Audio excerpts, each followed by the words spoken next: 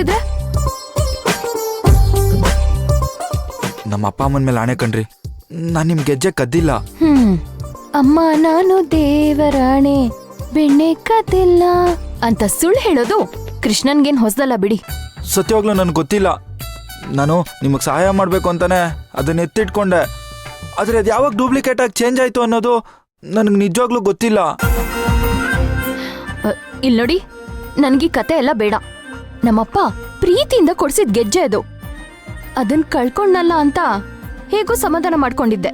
ಆದ್ರೆ ಈಗ ವಾಪಸ್ ಸಿಕ್ಕಿದೆ ಅಂತ ಖುಷಿ ಪಡೋ ತರ ಮಾಡಿ ಡೂಪ್ಲಿಕೇಟ್ ಗೆಜ್ಜೆ ಕೊಟ್ಟಿದ್ಯಲ್ಲ, ನೀನ್ ಮಾಡಿದ್ ಸರಿನಾ? ಅಲ್ಲ, ಅದನ್ನ ಮಾರ್ಬಿಟ್ಟಿದ್ಯೋ ಅಥವಾ ಎಲ್ಲಾದ್ರೂ ಅಡ ಇಟ್ ಬಂದಿದ್ಯೋ? ಅಯ್ಯೋ, ನಾನು ಆ ಥರದವನಲ್ಲ, ನನ್ನ ನಂಬಿ ಪ್ಲೀಸ್. ಪಾಪ ಅಂತಾನೆ ನಾನು ಇಷ್ಟ ದಿನ ಸುಮ್ನೆ ಇದ್ದೆ. ಸಾರಿ ಕೇಳಿದ್ರೆ ಇದನ್ ಇಲ್ಲಿಗೆ ಬಿಟ್ಬಿಡ್ತೀನಿ ಅಂತಾನೂ ಹೇಳಿದ್ದೆ.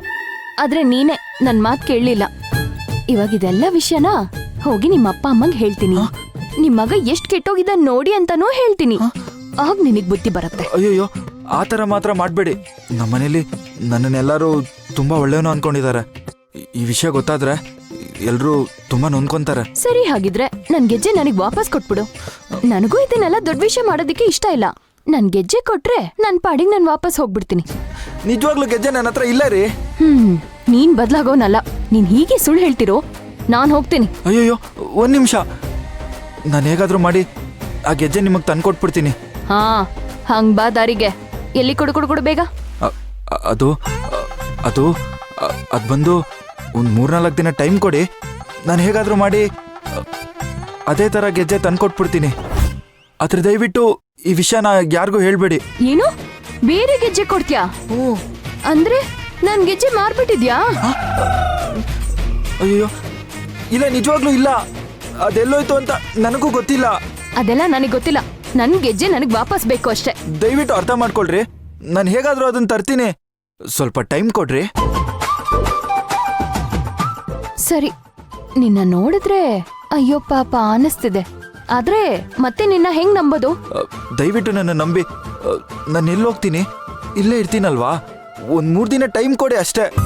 ಸರಿ, 3 ದಿನ ಎಲ್ಲ ಆಗಲ್ಲ, 2 ದಿನ ಟೈಮ್.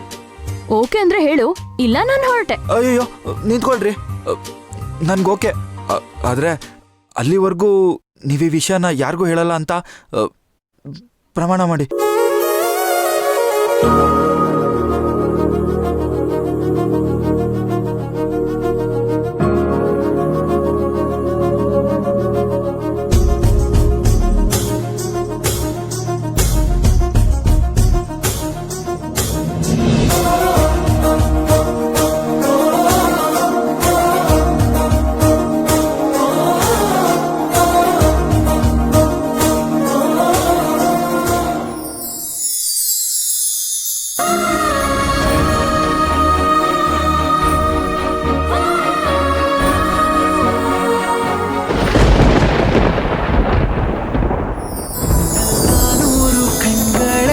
ಬೇಕಿದೆ ನಿನ್ನ ಕಣ್ತುಂಬಿಕೊಳ್ಳಲು.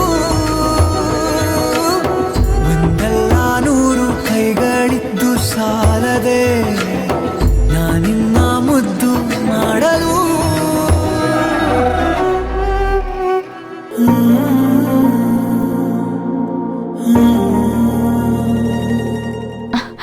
ಅಯ್ಯೋ, ಯಾಕೇನಾಯ್ತು? ಫಸ್ಟ್ ಟೈಮ್ ಒಂದು ಹುಡುಗಿ ಕೈ ಮುಟ್ತಾ ಇರೋದು, ಅದಕ್ಕೆ ಒಂಥರ ಆಯ್ತು.